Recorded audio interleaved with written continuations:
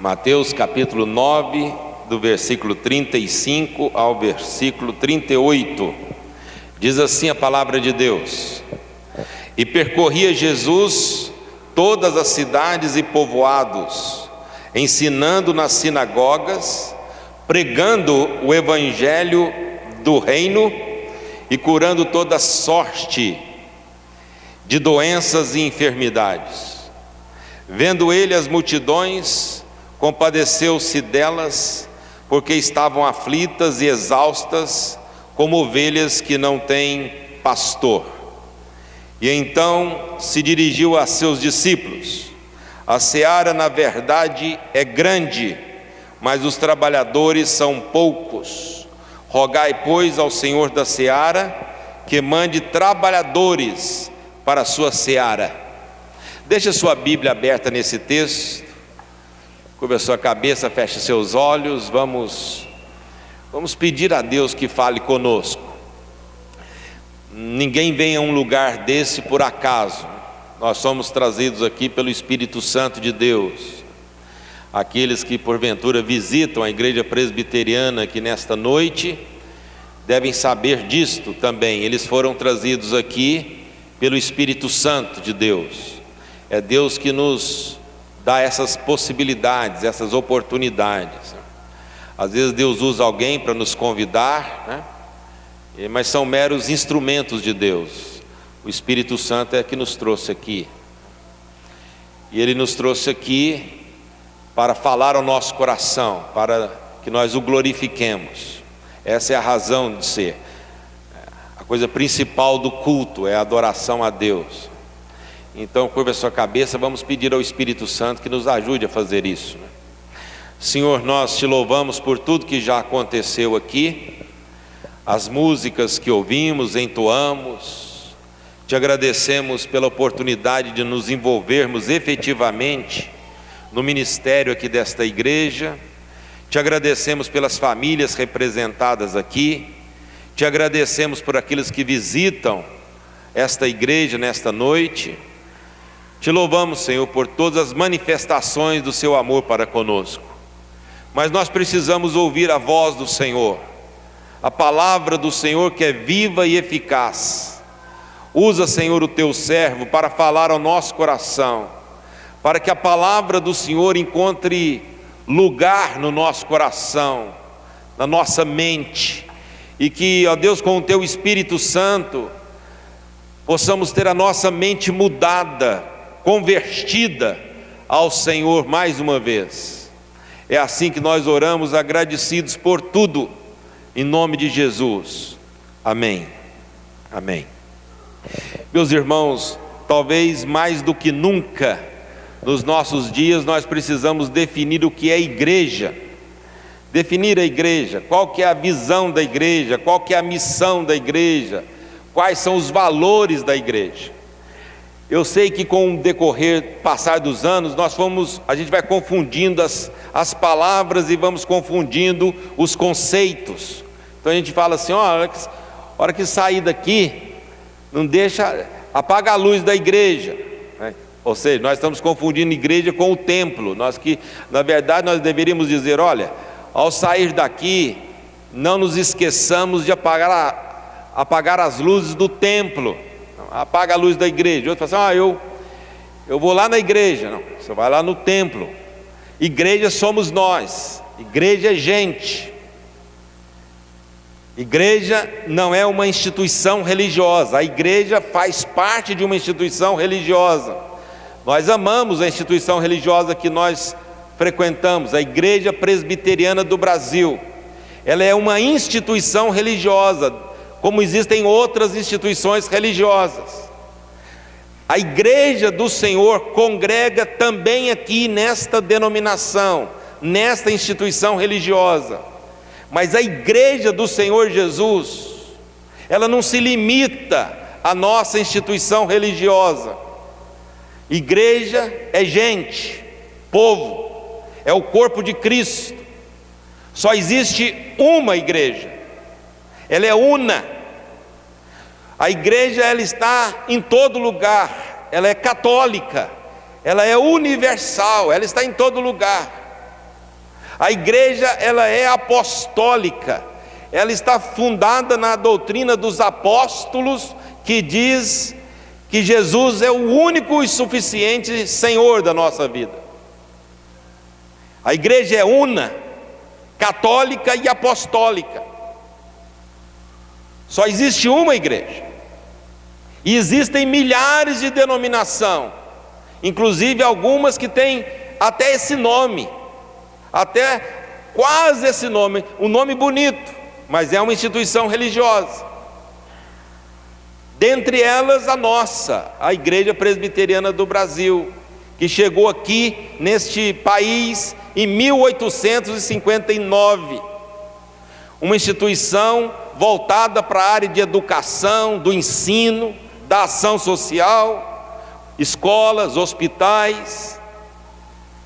Nós amamos a nossa instituição, mas nós não podemos achar que a igreja do Senhor Jesus se resume à nossa denominação. Biblicamente, teologicamente, isso não é verdade. Então nós precisamos entender o que é igreja e qual a visão da igreja, qual que é a missão da igreja, o povo de Deus espalhados em tantas instituições religiosas. E aí, meus amados irmãos, eu gostaria de chamar a atenção para esse texto que nós lemos, porque ninguém melhor do que Jesus para nos ensinar o que é a igreja, qual que é a sua visão, qual que é a sua missão, quais são os seus valores. Então, em primeiro lugar, veja, meus amados irmãos, a visão da igreja. A Bíblia diz no texto que lemos, que Jesus percorria todas as cidades e povoados, ensinando nas sinagogas, pregando o evangelho do reino e curando toda sorte de doenças e enfermidades. Essa é a visão de Jesus, é a visão da igreja.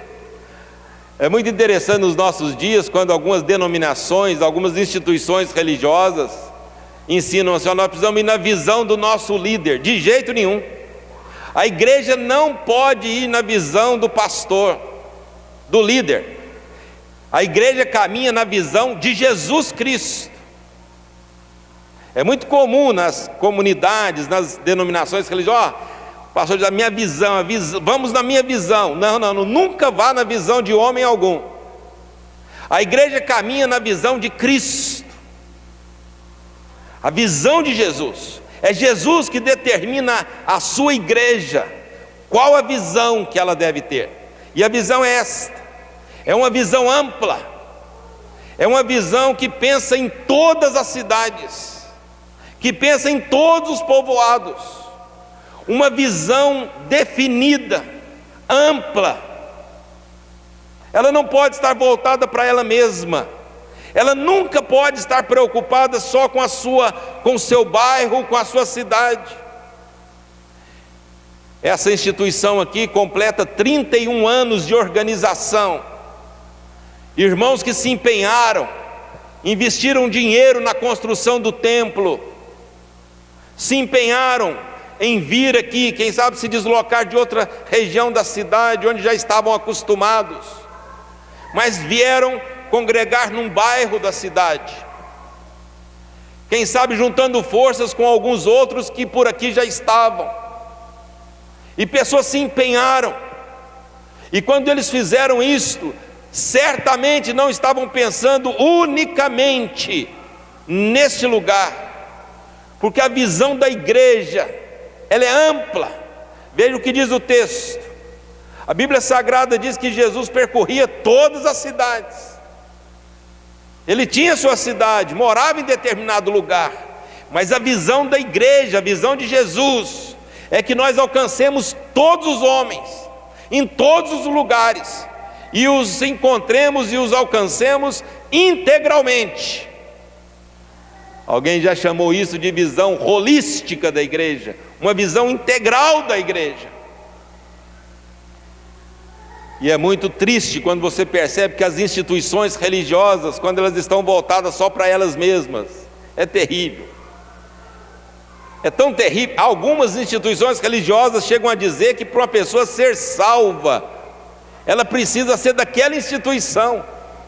Imagina, uma instituição religiosa pregar que para uma pessoa ser salva, tem que fazer parte daquela instituição. Não tem algo mais absurdo do que isso, porque uma instituição religiosa não salva ninguém.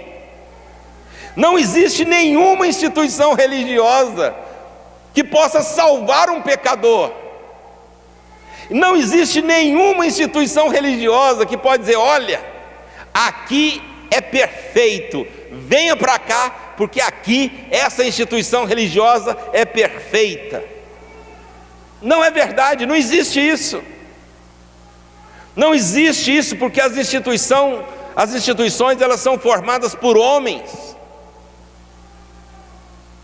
A instituição tem que ser um instrumento na mão da igreja. Quem dá vida para a instituição é a igreja.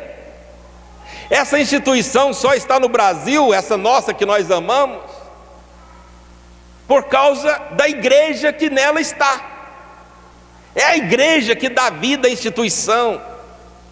É a igreja que deve usar a instituição como um instrumento social para alcançar a cidade e o mundo. Por isso que quando uma instituição está voltada para ela mesma, ela não está na visão de Jesus Cristo. A visão do Senhor Jesus para a igreja é o mundo todo. Ela está interessada no mundo todo. Ela se interessa na obra missionária do mundo todo. Se interessa em toda a cidade. Como que nós vamos alcançar essa cidade? Essa é a visão de Jesus, dada a sua igreja. Em segundo lugar, irmãos, a igreja, ela tem missão. Ela tem missão. Muitas vezes uma pessoa entra numa empresa, as primeiras coisas que o patrão diz para ela: olha, você precisa conhecer qual que é a visão, qual que é a missão e quais são os valores da nossa empresa. Ah, é sim. Então você está sendo contratado, você vai passar por uma série de palestras aqui, ou você vai ler isso aqui, para você entender qual que é a visão da nossa empresa, qual a missão da nossa empresa e quais os valores da nossa empresa. E ele vai ler. E agora ele vai ter que entrar naquele modelo da empresa que está sendo e que o está contratando. A igreja do Senhor Jesus também tem a sua visão, dada por Jesus, e ela tem a sua missão. Veja a missão da igreja. Versículo 36 diz: vendo ele as multidões, compadeceu-se delas, porque estavam aflitas e exaustas, como ovelhas que não têm pastor. Essa é a missão da igreja: alcançar as pessoas aflitas e exaustas. Essa é a missão da igreja. A missão da igreja é perceber que as pessoas estão exaustas, porque elas não têm um pastor, e elas precisam de um pastor.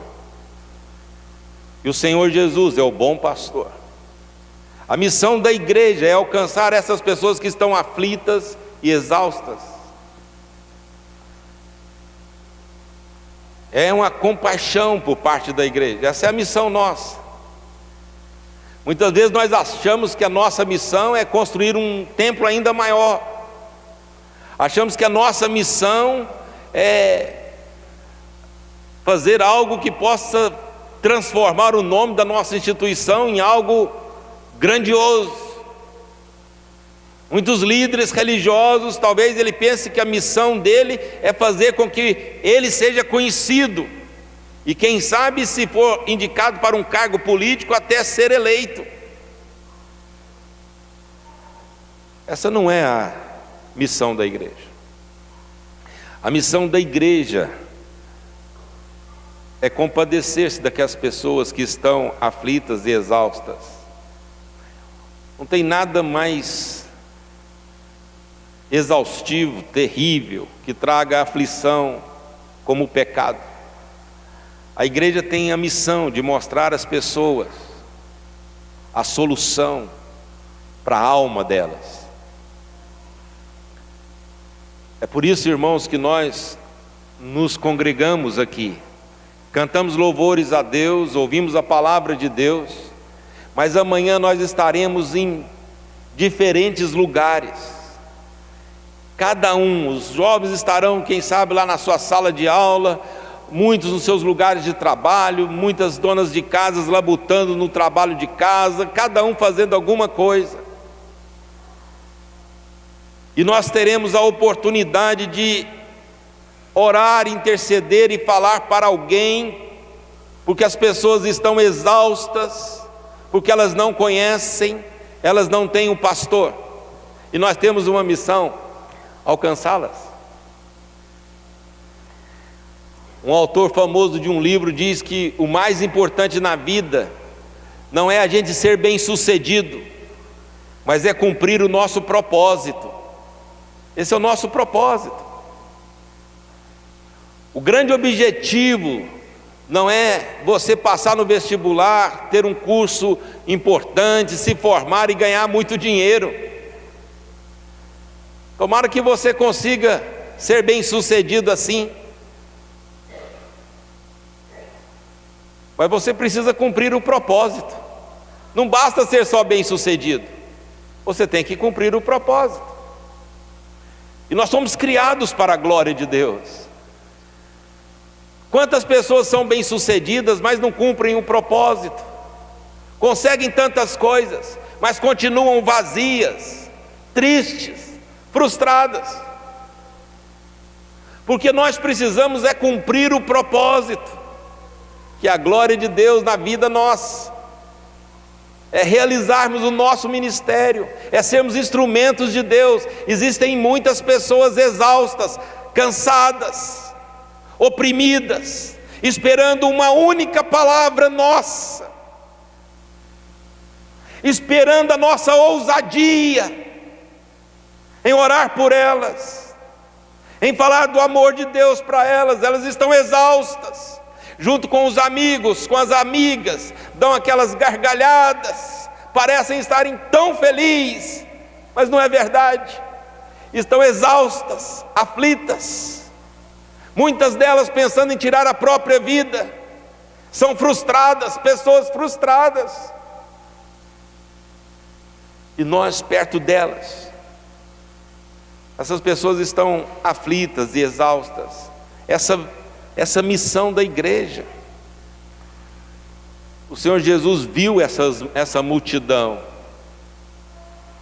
Mas, meus amados irmãos, a igreja também tem os seus valores, que ela precisa praticar. Nós vivemos uma época em que a sociedade não quer saber de valores, não quer saber dessas coisas. Mas a igreja tem os seus valores, e nós não podemos abrir mão dos nossos valores, dos nossos princípios. Nós somos sediados o tempo todo para abrir mão dos nossos princípios. As famílias são assediadas o tempo todo para abrirem mão dos seus princípios. Os jovens o tempo todo. Nós não podemos abrir mão dos nossos princípios. E veja só o que diz a Bíblia Sagrada. Quais seriam esses princípios? Primeiro princípio, primeiro valor, é o valor da compaixão. O versículo 36 diz que Jesus, ele olhou as multidões e compadeceu-se delas. Agora, esse verbo compadecer, ele é muito interessante. Ele significa mexer com as entranhas. É mais ou menos aquilo que acontece conosco quando sentimos alguma emoção e o nosso coração, a gente fala: o meu coração disparou, ou eu senti um frio no estômago. É mais ou menos isso que significa a palavra compadecer. A Bíblia diz que Jesus olhou a multidão e dentro dele as suas entranhas se moveram. Quem sabe o coração de Jesus disparou, sentiu uma dor no estômago. Ele se compadeceu. Compadecer é algo que mexe com as nossas entranhas. Nós não podemos nos acostumar com tudo que a gente vê por aí. De tanto assistir a televisão, de tanto ver o sensacionalismo, nós já acostumamos com a desgraça. Nós já nos acostumamos. Já não chama mais a nossa atenção alguém jogado ao chão. Já não chama mais a nossa atenção a violência contra as crianças. Nós já nos acostumamos.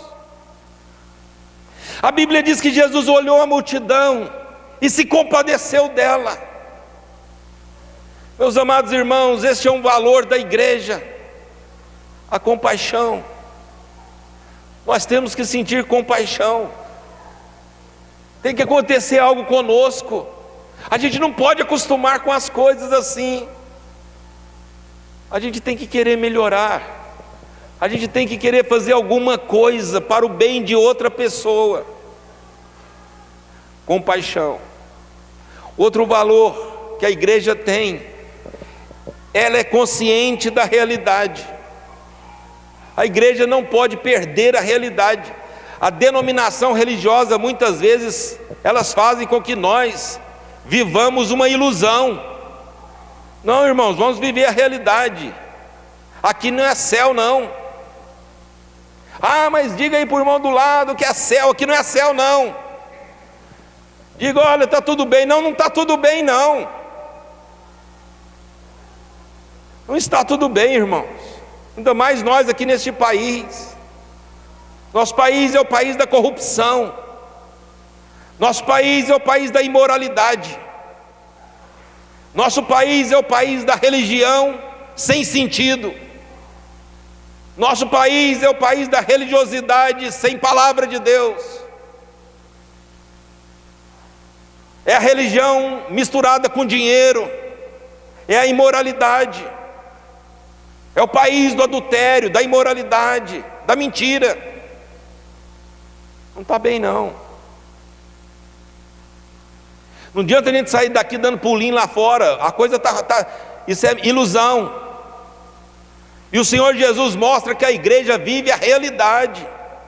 Ele vira para os discípulos e diz: olha, a seara, ela é grande, mas os trabalhadores são poucos.